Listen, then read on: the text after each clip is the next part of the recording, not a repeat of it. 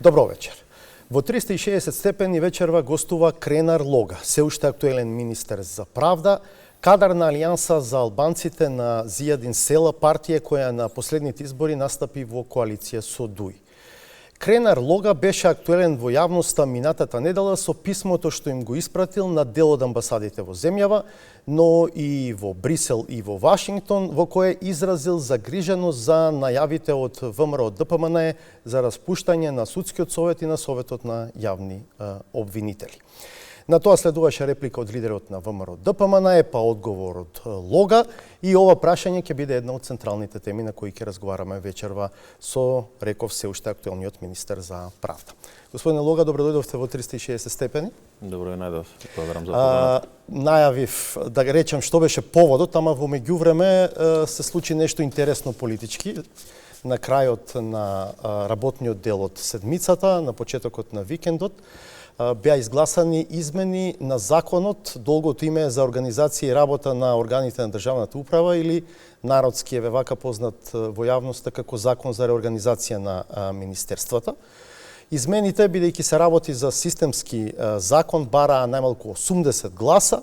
Владеачкото мнозинство, кој што беше потврдено претходно со изборот на председател на собранието, очигледно немаше само толку и нема, па мораше на помош да бара други пратеници. На крај гласа и дел од пратениците од коалицијата во која е и Алијанса за албанците, групацијата на која што и припаѓате вие. Моето прашање е дали ви е јасно политички што се случи во петокот вечер, односно саботата рано изутрина? Најпрво сакам да објаснувам дека пред да има такво гласање во собрание, неколку година пред тоа ние имавме проширен состав од коалицијата Европски фронт, каде учествува сите председатели на политички партии, така и ние од тесно председателство од секоја политичка партија. Бевме информирани дека има таква покана од страна на владеачката сега ВМРО ДПМН, или некакво вид на ова покана, или од трети лица, како и да е. Ние дискутиравме, едно од прашањето беше како понатаму. Дали ќе треба ние да седнеме и да ги дискутираме сите овие отворени прашања со новото мнозинство, или ќе треба ние да се водиме со тоа што веќе е најавено од Европскиот фронт, дека ќе бараме и понатаму легитимитет во сите овие настани во државата, после тоа што ВМРО изгласа председател на собрание без да има поддршка од мнозинството албанци кои веќе се дел од Европскиот фронт заедно и со помалите политички партии од другите етнички заедници.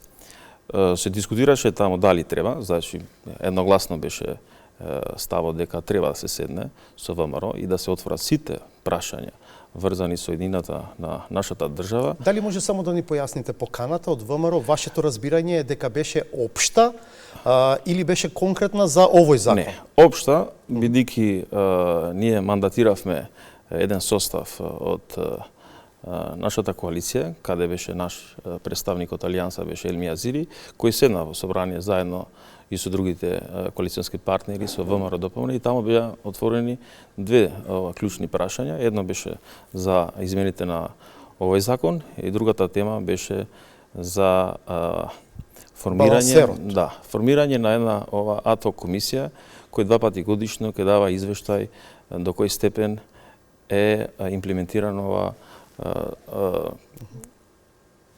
балансерот и... Зошто ова вторава точка е толку важна за Европскиот фронт?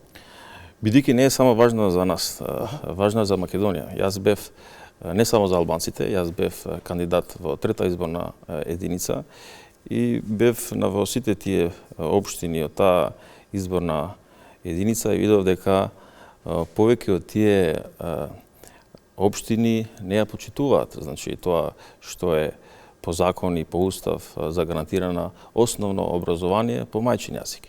Вие имате таму, не знам, стотици ученици од турска заедница кои имат право да учат на турски само до 5-то одделение.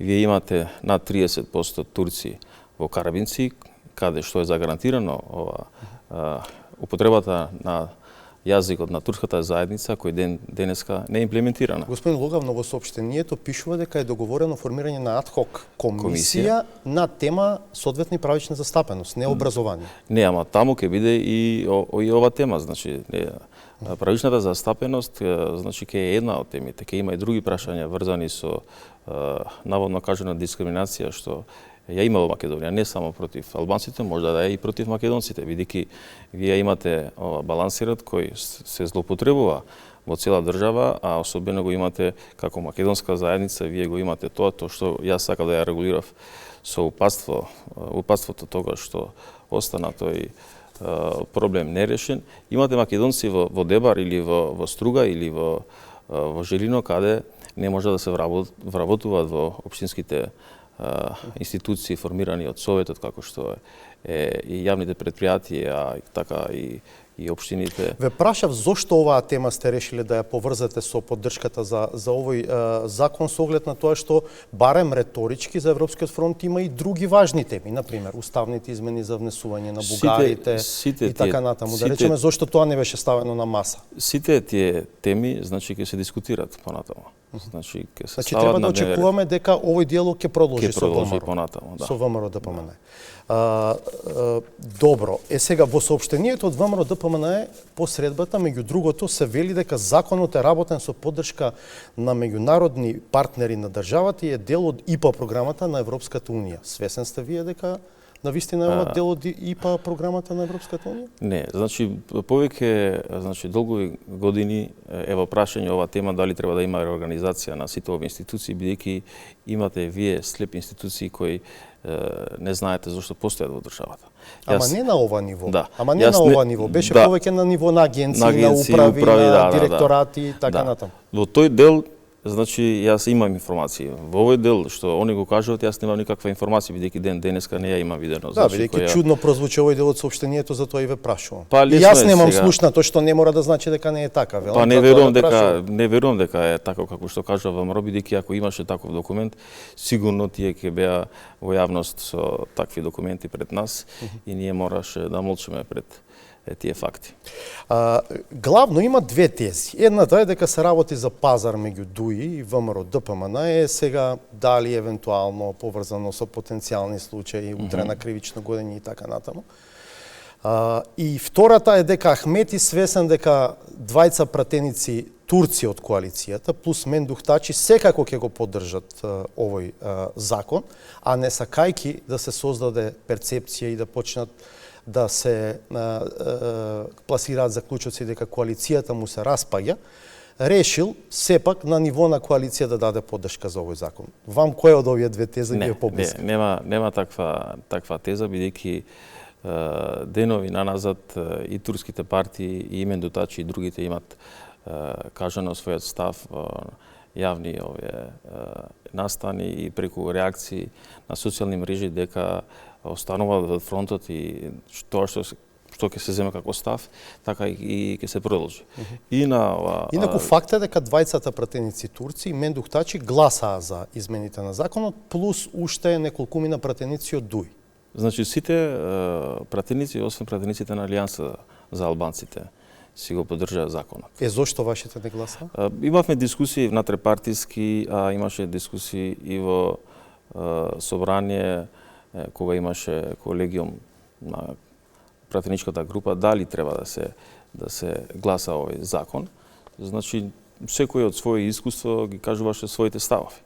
Ние имаме искуство во опозиција, и тоа конструктивна опозиција околу 10 години, ду има искуство повеќе од 20 години во опозиција. И тие на нивен став дека треба да и се даде шанса на новото мнозинство и дека овој легитимитет и во овој правец се добива од страна на фронтот, не од страна на Влем, бидејќи без гласовите на Европскиот фронт законот не може да помине во собрание. Тоа нели е во контрадикција со вашата базична теза и пристап по изборите, откако ВМРО ДПМН соопшти дека ќе сака да го има идното мнозинство со Влем, а не со Европскиот фронт.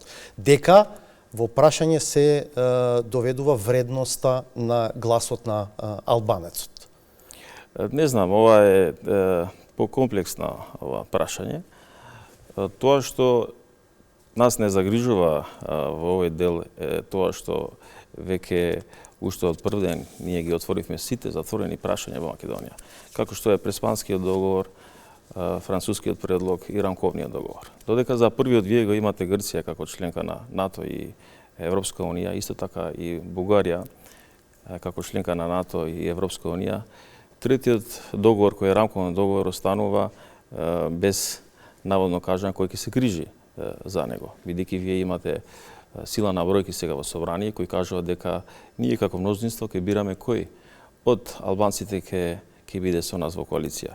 И сега се губи легитимитет и тоа ние го баравме цело време и во кампања и сега и беше договорено джентлменски со Влен дека тие што ќе победат на избори, тие ќе треба да се легитимни представници на албанците во Има главно два контрааргументи на ова што е став на Европскиот фронт, а тоа е прво дека никаде во ниеден документ, ниту во Уставот, ниту во некој закон пишува дека при формирање влада треба да се води сметка за нешто друго, освен за тоа дека треба најмалку 61 глас во собранието. И второто е дека на избори отидовте во коалиција со турски, со ромска партија, со бошњачки партии, дека сега Влен велат дека го немате вие легитимитетот на албанците, но ева јас ќе кажам во прашање дали навистина вие добивте повеќе гласови албански отколку Влен.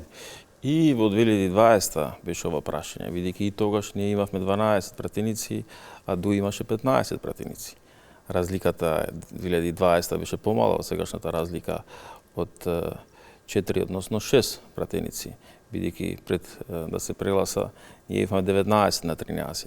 И тогаш Дуј беше со пратеник турчин, кој беше Исмаил Јаовски.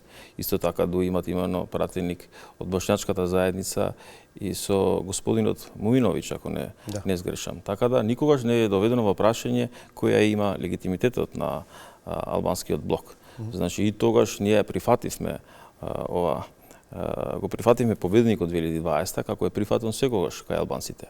Како пример се кажува 2016, односно 2017, кога Дуј реши наместо со ВМРО ДПМН кој имаше два пратеника повеќе од коалицијата на СДСМ да прави влада со СДСМ, а не со ВМРО ДПМН. Дуј предолго време значи преговараше со ВМРО, со тогашниот мандатар Никола Груевски и не успеа заради клучни прашања за државата, како беше европската перспектива на Северна Македонија, исто така и другите проблеми што ги имаше Македонија во 2016-17.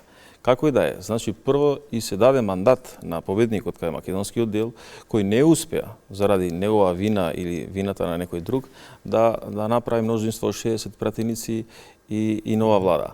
Како и да е, значи толку минимално беше со двајца пратеници, бидејќи и тогаш имаше прегласување и можеше да се добие мандат, па на тие околности кога имавме ние зарована држава, не се знае дали е вистински победник ВМРО. Како и да е.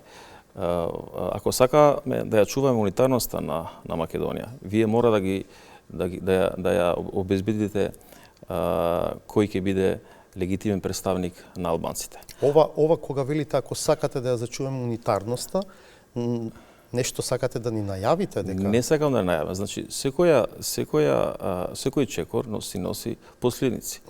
Значи ако јас како албанец си гласам за албанска политичка партија и после вие имате победник од македонската страна, кој цело време ќе бира кој ќе му биде послушник од албанците, значи се доведува во прашање дали албанецот треба да се гласа во Македонија.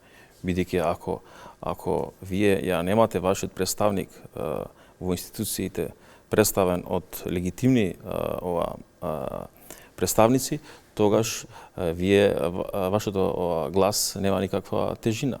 Затоа ние и во овој диалог со ВМРО, а исто така и со меѓународната заедница, цело време ја отвараме ова прашање. Ако албанецот нема да има можност да гласа, во овој случај ќе гласа само формално, бидејќи некој друг ќе одлучува за него, вие ќе имате деформирање на системот. Ако вие имате деформирање на системот, тоа ќе има последици.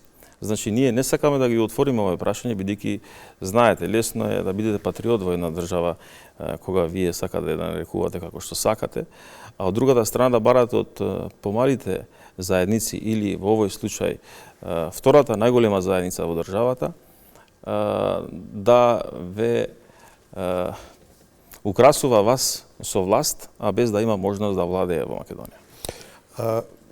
Гледаме дека темите за уставните измени или почитувањето на Преспанскиот договор воопшто не се прашање на кои некако им се придава значење во овој период на преговори за формирање на новата влада.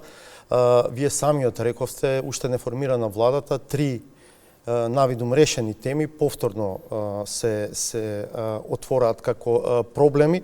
Како вие ќе се поставевте во преговорите со ВМРО ДПМН ако ВМРО решеше вас да ве земе за партнер во владата за овие прашања? Ке имавте различен став. Ке речевте не одиме во влада ако не знам. Значи, премиерот не вика Северна Македонија. Албанските политички партии имат подпишано една заедничка изјава каде Зошто не ја видовме никогаш таа? Па јас верувам дека за кратко време може да е. Јас ја немам, бидејќи ако ја имав јас, сигурно ќе беше објавено за јавноста. Од елузиите се дека не постои таква, затоа што некако Ахмет ја спомнува цело време, а никако да ја покаже. Значи, учесници во тој процес, господинот Ахмет и тогашниот председател на Алијанса за албанците Таравари, имат потврдено дека постои таков закон. Документ, изјава.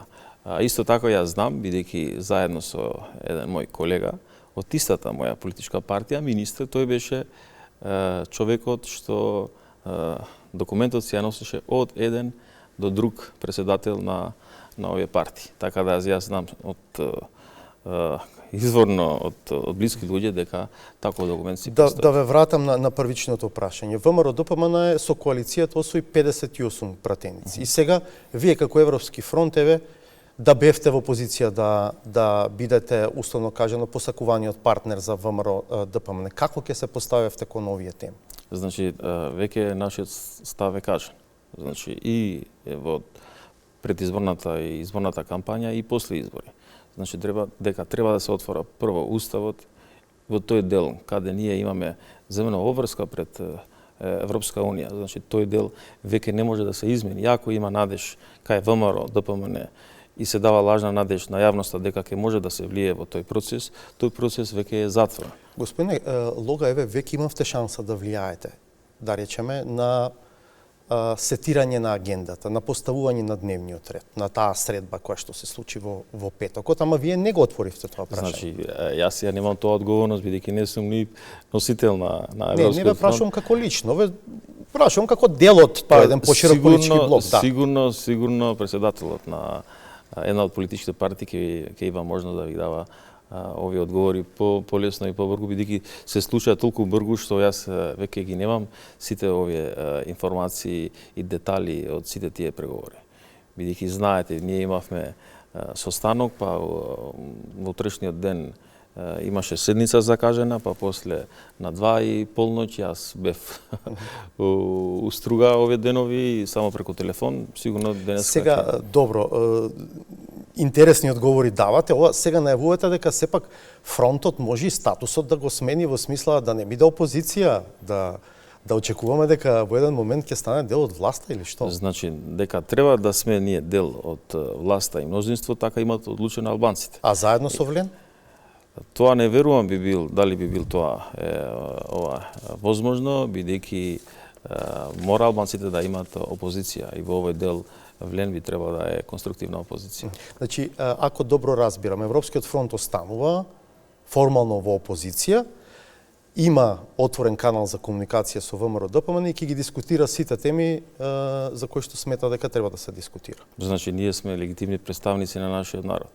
Значи, кој повеќе од нас, кој повеќе од Европски фронт, ја има тој мандат да ги отвора и да дискутира сите овие прашања со мнозинството на македонскиот народ, значи представени од политички партии, во овој случај од ВМРО ДПМН. Реагиравте на заклетвата на Гордана Силјановска-Давкова. Рековте дека станува збор за ништовен чин.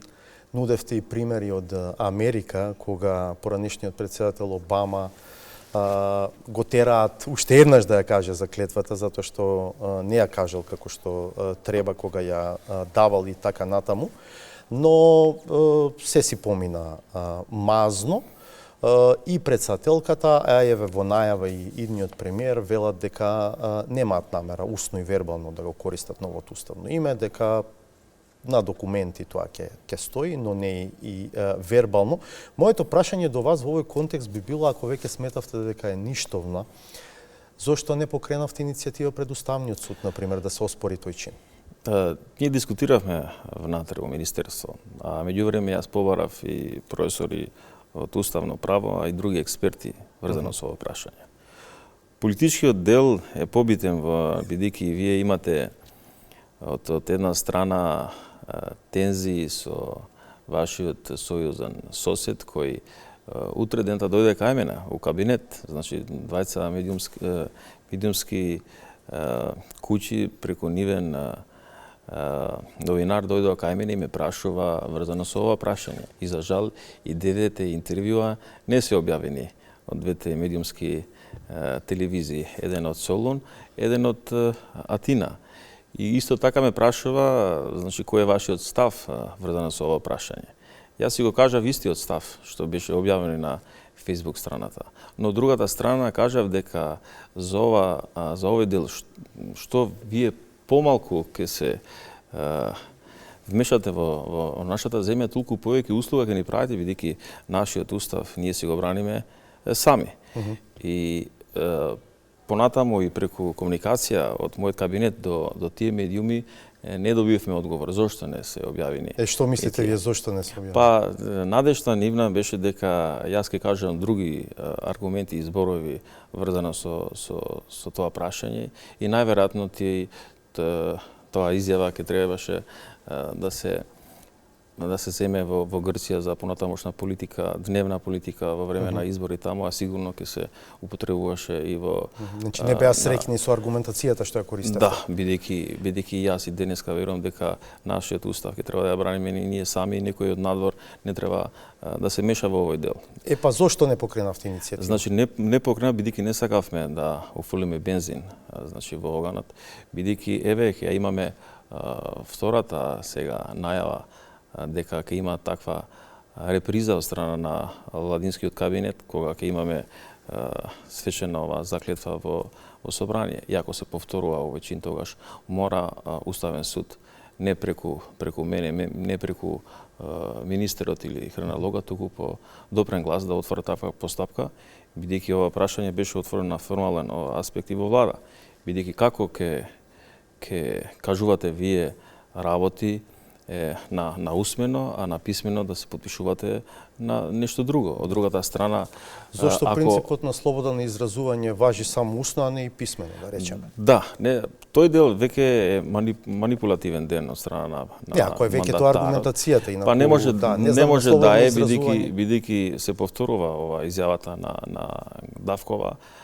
За жал, никој не ги мери последиците ако некој ќе кажува утре ќе имаме министер за заедници Стојковиќ кој ќе каже дека заклетвата ја дава на Јужна Србија, како некој од Србија го кажува за Македонија, или ако кажува некој Турска Македонија или Илириска Македонија, Албанска Македонија, тогаш ќе е слобода на изразување или не.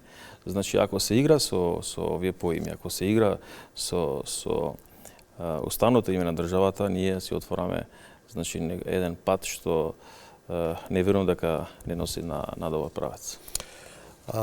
Сега за најавите од ВМРО ДПМН е за распуштање на судскиот и на Советот на јавни обвинители. Реков и во најавата, испративте писмо, рековте до дел од амбасадите и до Брисел и до Вашингтон, изразувајќи загриженост од најавите од ВМРО ДПМН е дека имаат намера да ги распуштат овие две тела. Тоа беа дел од нивните предизборни заложби, запишани во предизборната програма.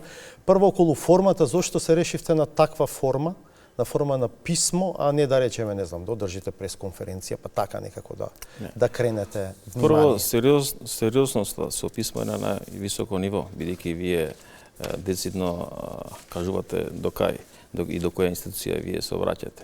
И ние децидно имаме пишено до која институција, значи таму е Вашингтон и Брисел, и исто така и сите други амбасади во земјата. Кому му се обративте во Брисел и во Вашингтон? Значи, State Department е во Вашингтон, а во Брисел се знае делот на секторот кој се води за Македонија. Значи, Тоа беше еден потек, бидејќи јас чувствував страв да не мнозинството, како по пример на ова што се случи пред 2 дена, додека ја нема добиено мандатот од страна на претседателката, да може да оди во собрание со измени на законите без да преземе одговорност како влада. Од една страна. Од другата страна, вие мора да ги алармирате вашите партнери, бидејќи сите тие документи што јас ги имам спомнато во тоа писмо се дел од нашиот пат до Европска Унија, а кои се усогласени до запирка и цртичка со Европска Унија. Само една мала дигресија. Владата уште не е формирана, а парламентот е конституиран.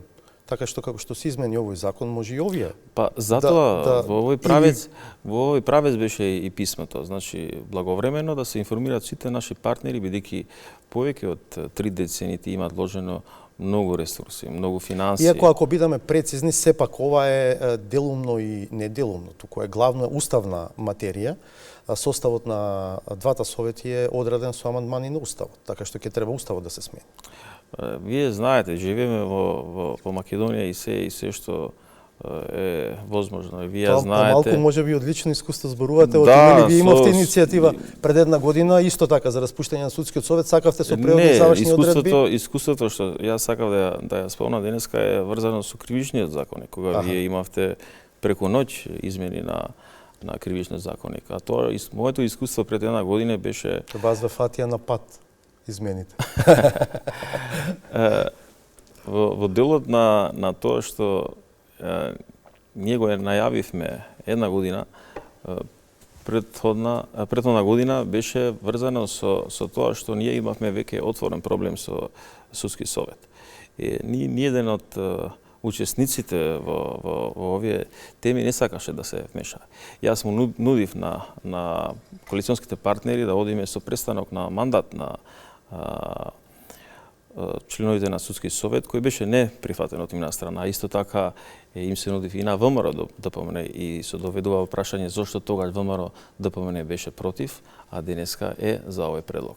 Како и да е. Затоа што ќе може да влие веројатно на составот, па сега, значи, тие ги имаат бројките и иако велат дека сакаат да им остават целосно на судиите и целосно на обвинителите, значи, самите да ги бираат членовите на советите. Јас се повлеков од тогашен предлог, бидејќи и нашите партнери кажа дека не треба да има, значи, во нашата држава таков пример кога вие на уставни институции загарантирани со тие правила да може да му престанува мандат, бидејќи со 2/3 вие гласови вие ќе можете и на уставни суди веќе да му престанувате мандат. И тоа беше некако најавено страна ВМРО кога веќе го ВМРО ДПМН е вели, ние добивме широк, голем легитимитет на изборите, меѓу другото ова е дел од нашата програма, водени од тој принцип на теорија на мандат, ние сега имаме одврзани раце ова да го правиме и најавите се во таа насока дека тие ќе сакаат да го тераат ова.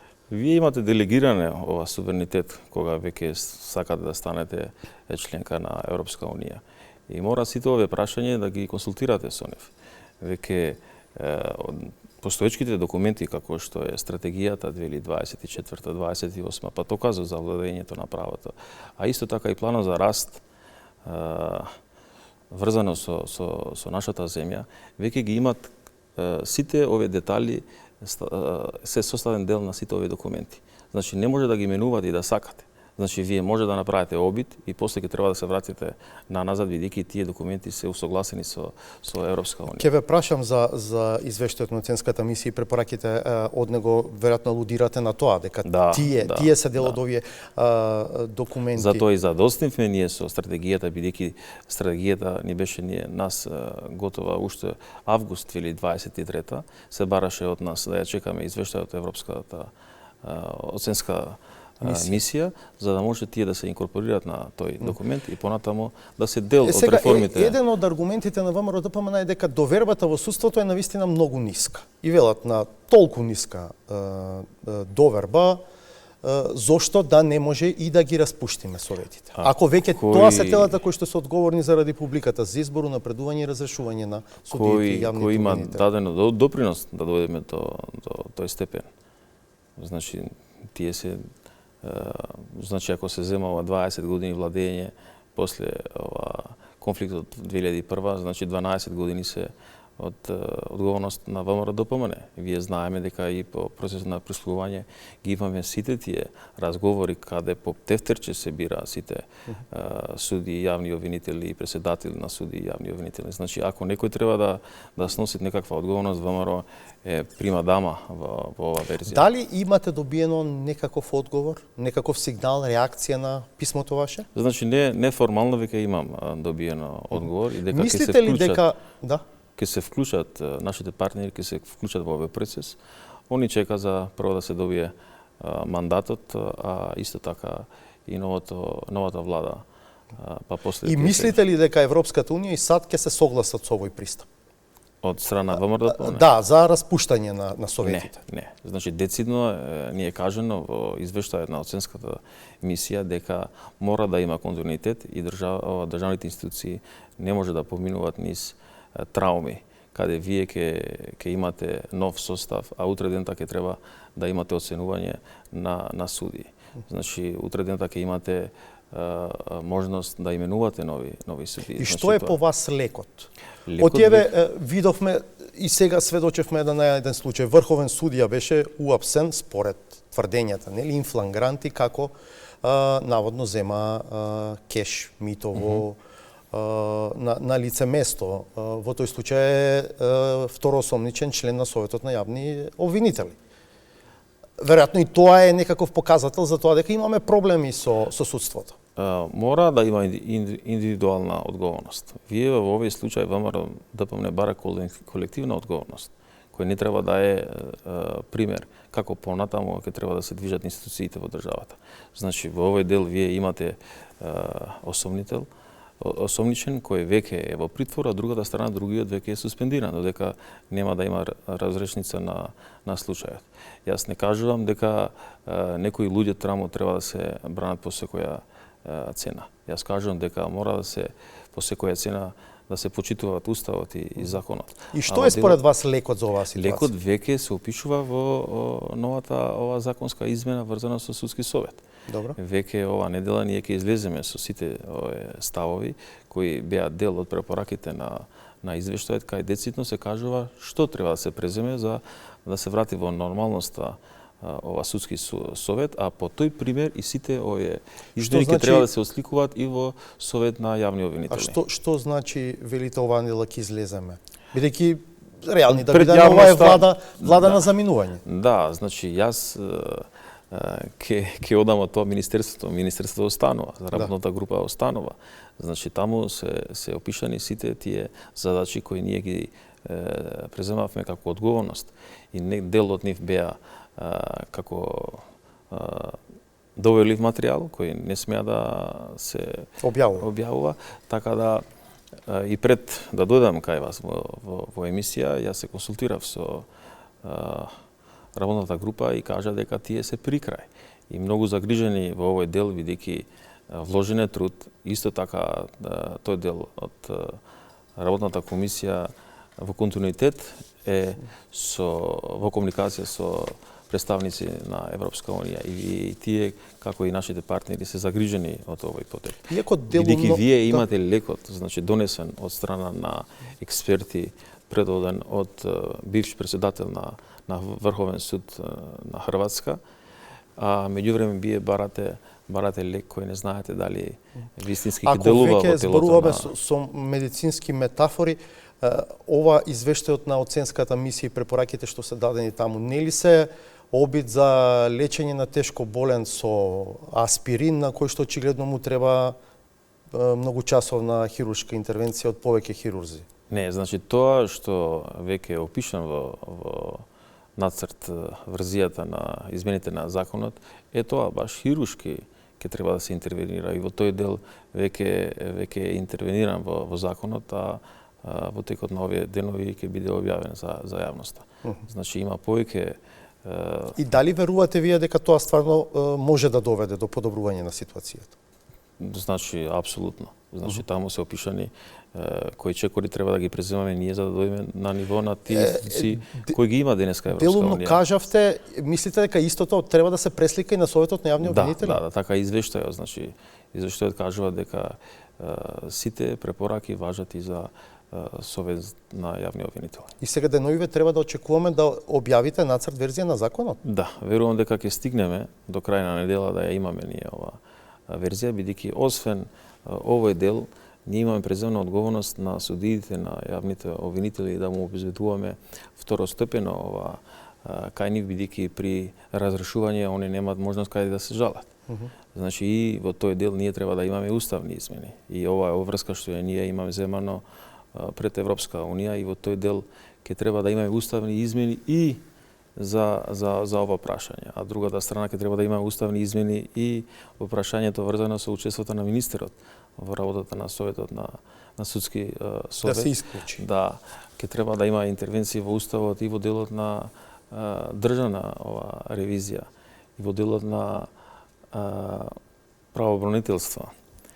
Така да ќе треба повеќе работа во идната влада врзано со овие прашања, а мојот наследник ќе има голема одговорност И повеќе значи случаи на потенцијална поддршка од Европскиот фронт за тие реформи. Обавезно, значи за сите овие прашања бланко си имат нашата поддршка. Значи не само денеска, туку и како представник од Алијанса за албанците ние имаме докажено сите овие години назад кога ги имаме изгласен од позиција на опозиција сите овие работи. Ние го изгласавме и Преспанскиот договор кога бевме во опозиција и францускиот предлог, исто така и Преспанскиот и уставните измени, значи од овој аспект веќе ние имаме докажано дека сме конструктивни. Да, интересен пристап е избран, да видиме како тоа во пракса ќе изгледа во следните недели и месеци. Вие сте една година, така? Малку повеќе од една година министер 15-16 месеци. За правда. По што мислите дека треба да го пометиме вашиот мандат? На што, да речеме, Кренар Лога утре може да каже дека е горд како министер за правда? Уште од прв ден соочен со многу предизвици. Значи горд што бев проактивен, значи може тука да делувам субјективно. Не, бевте проактивен. Да, на сите теми јас бев активен. Уште од прв ден јас се соочив со така наречени бугарски здруженија кои требаше да ги потпишам утре дента. Јас бев прв министер во историјата на ова држава кој по своја покана ја имаше гостин председателот на ОМО Илинден, Бугарија. Јас бев прв министер кој исто така на сите тие добиени пресуди за македонците во Бугарија им се обрати со писмо на сите тие меѓународни институции да се почитуваат тие работи и затоа јас го кажам бидејќи сум пред македонска јавност овие теми. Бев активен и сум активен уште последен ден. До денеска немавме и нема да имаме никаков белег бидејќи немаме побаран ниту еден судија или јавен обвинител по телефон или по друга било која линија да побараме да пишува казна или пресуда или решение или одлука. Иако имавте реакции до судскиот совет, да речеме за претседателката на судот во Куманово. Значи тоа мора, значи тоа е моја должност и должност на министерот кога вие ќе имате извештај од нивна страна, не од моја страна, од нивна страна каде вие ќе читате дека однесувањето на претседател на суд е на ниво што не можете вие да ја најдете на улица, или ако имате извештај каде се кажува дека претседател на суд е мешан во делот на АКМИС каде се делат овие предмети и други работи. Значи, мојата интервенција цело време е транспарентна. Значи, јас сум бил активен и во прв ден кога се случи настане во судски совет, јас сум бил проактивен и во делот кога не се исполнува и не беа наведени во извештајот на јавното обвинителство дел од обврските што ги има пред законот. Бевме активни со Уставен суд.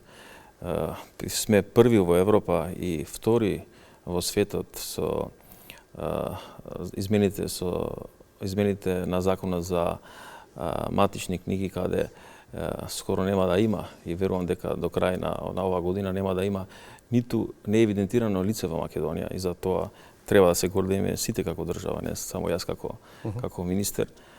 Поминавме многу закони во собрание.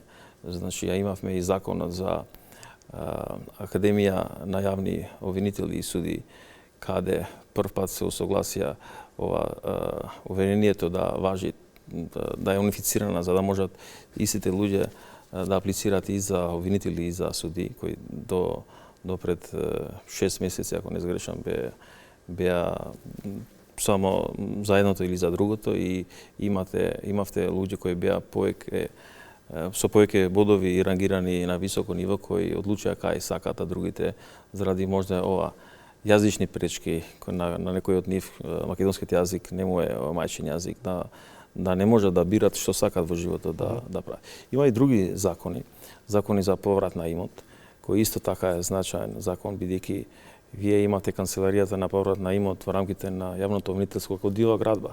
Имавте преземано за конфискација, мислите? Не, за поврат на имот, значи канцеларија кој не беше легитимирана преку закон, бидејќи обврската беше земна од страна на конвенција која Македонија има подпишана, од другата страна имавме измени на законот на Агенција за одземен имот, скроз нов закон.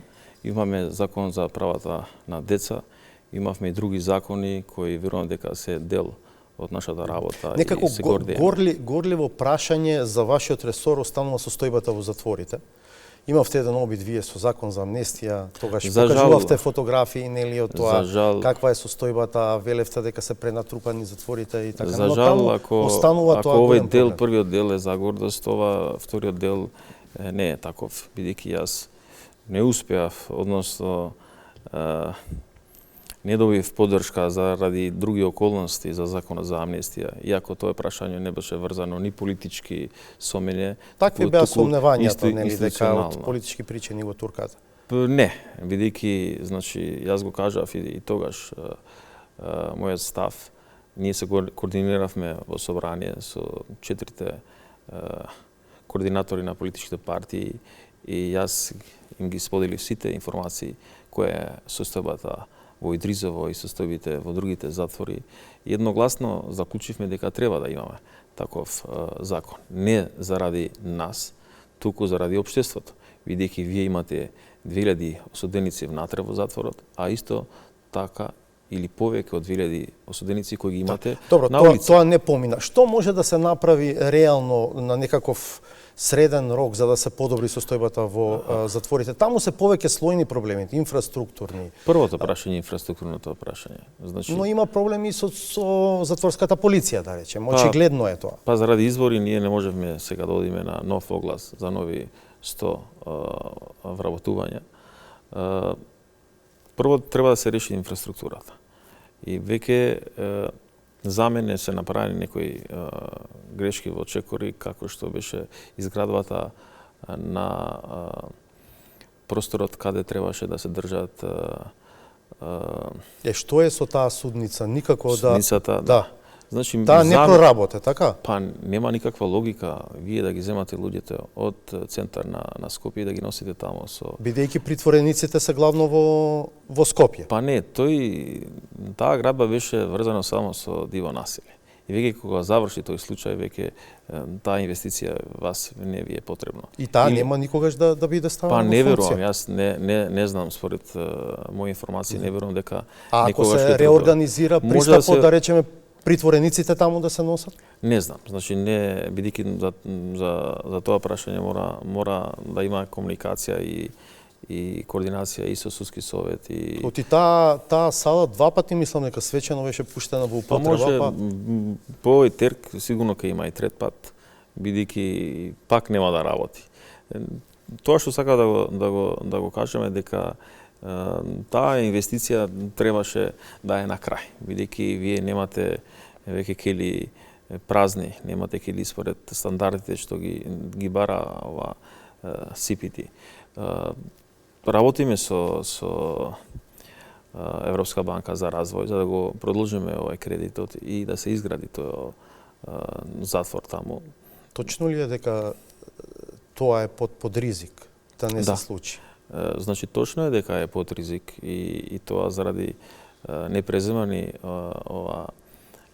чекори во тој дел. Направивме обиди што може да се спасува од тој дел. Директно сум имал преговори со заменик гувернерот на Европската банка за развој, а исто така и со други представници од тие институции, бидејќи јас го имам кажано и на јавноста и на интервјуа дека моите двајца претходници немаат одговорено на писма на банката, на писма на Европски совет, Советот на Европа и затоа значи има некои пропусти од страна на Македонија како држава, а особено и исто така со кадар што и ние за жал можда го изгубиме во текот на овие години и како министерство и како управа за извршување санкции. Добро, полека привршуваме. Вие не бевте избран за пратеник, односно не бевте на Јас бев петиот, бевте петиот на листа, повеќе како морална поддршка за носителот на тој дел. И не сте пратеник. Што ви се плановите во политика? Во политика останувам како дел од Алијанса за албанците и понатаму. Веќе од блиски пријатели, не само од Македонија, ние советно се советуваме баш овие денови дека мора да се држиме во овој правец како министер кој нема да е министер, ама мора да е врзан со овие прашања, бидејќи сите овие стратешки документи се носени во мое време. Како министер во сенка? Па не како министер во сенка, туку повеќе како истражен центар или академија некако или институт, мора да се значи мора некоја невладина организација. Невладина организација, значи не знам како би го прецизирал тоа, бидејќи уште дискутираме и со други пријатели, бидејќи од една од главните теми се овие документи и владење на правото. Од другата страна ние имаме најголемата реформа во историјата на Македонија. Кривичниот законник веќе во Брисел и верувам дека по неколку месеци треба да се изгласа во собрание. Ние имаме готов веќе граѓанскиот законник. Работи уште, значи, ќе продолжува да работи и работната група за изборен законник, кој првпат во историјата на државата ги имаше измените 6 месеци пред да имаме избори. Добро, беа целосно игнорирани од тогашната опозиција. За жал. Има и други закони, значи мора да се отвори и законот за јавно обвинителство, отворен е законот за јавно обвинителство, за Советот на јавни обвинители, законот за суди, значи затоа кажувам дека е најголемата реформа во историјата на државата. Гледате ли од сега на есента 2025 кога ќе има локални избори? Јас верувам дека ќе имаме... Вие сте стружанец, така? Да. Јас верувам дека на наредни локални избори најверојатно ќе се оди и со парламентарни избори. Јас не верувам дека ВМРО ДПМН има храброст да ги затвора овие отворени теми или ќе има храброст да се оди на наредни избори со тешки решени прашања, бидејќи вие имате добиена поддршка со реторика на национализам и реторика на враќање на името и сите овие не знам како да ги нарекувам, ќе треба да ги голкате еден по еден. И затоа јас верувам дека со наредните локални избори ќе имаме и парламентарни избори. И таму веројатно гледате шанса за вас.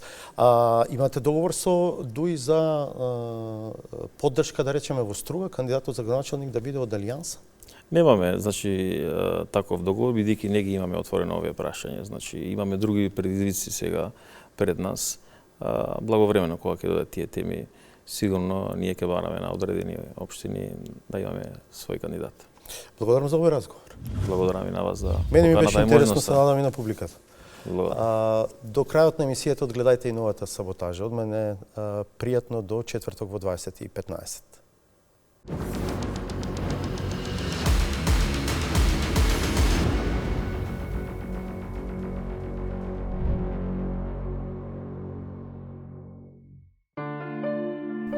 Локалната сцена е убедливо повпечатлива од централната.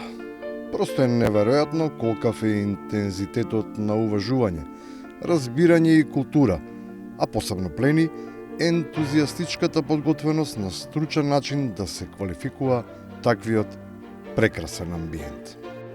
Има една дефиниција на зборот лудило, што представува лудило, јас ќе ја кажам, затоа што таква атмосфера овде ќе почувствував.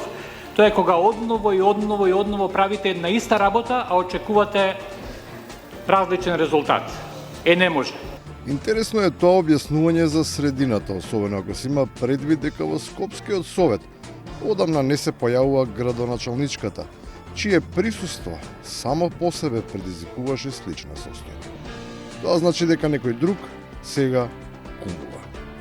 Пред да преминеме на наредната точка од дневниот ред, предлагам 15 Процедурално. Ама што ви е денес вам? Да. Што ви е вам денес? Да. Прашањето обратно го поставам. Што ви е вам? Нешто со температурата, Не, што ви е климата вам? ви е... Јас исто го прашувам прашање. Што ви е вам? Низът од неодговорени прашања продолжува до бескрај, ама завршува во исклучително шармантен стил, типично за джентлменската школа, чиј представник ги утврдува правилата на игра. Љубица ќе ве отстранам од салата. Ја молам да. Да, и тоа лично. Симпатичната испорака на заканувачки тонови станува карактеристика, ама не може докрај да се издржи да се биде кавалер. Мора понекогаш да се покажи малку посериозна машкост, особено кога се лази по ганглиите на некомпетентноста. Бидејќи председател очигледно не знаете во што е процедурата, ја разбирам да се излезе со 3-4 Да збора. престанете да Да. брегете, ќе ви одземам збор. Вие Ве трпам цел ден. ја не знам што ме трпите, Ве трпам председателе. цел ден. Ниеден навредлив збор не сум кажала за разлика од Да, вас. не сте. Прагот на толеранција е вариабилен, низок за соперниците, на максимум за истомислениците. По милозвукот за скорот на парламентарните и најавите за можна веселба, нема ништо пубаво, освен отворено да се понудиш да бидеш почесен гостин. Срамота и страшно е ова. 400 гласа имате во изборна единица, 3 ја повеќе гости на свадба ќе имам. Филип, не остави вака во мисла дали некој од нас ќе биде во тој кворум од 400. Така И на крајот, откако ќе биде побаран и старшин, ама не за свадбата. Јас да го одржам истиот говор што го почна ти од втора реченица, до сега ќе стоеше човек овде до мене и најверојатно ќе се рада. Филип, ве молам, Филип, ве молам, ќе побарам селотејп лента. Затоа што нема кој да... Не, затоа што нема кој да отстранува. Кога побарат вас да ве отстранат, не ве отстранија. Излегува дека е птен точно толкувањето за скопските власти, за кое не мора друг, туку тие самите оттаму го воочуваат. Има една дефиниција на зборот лудило, што представува лудило, јас ќе ја кажам, затоа што таква атмосфера овде ќе почувствував.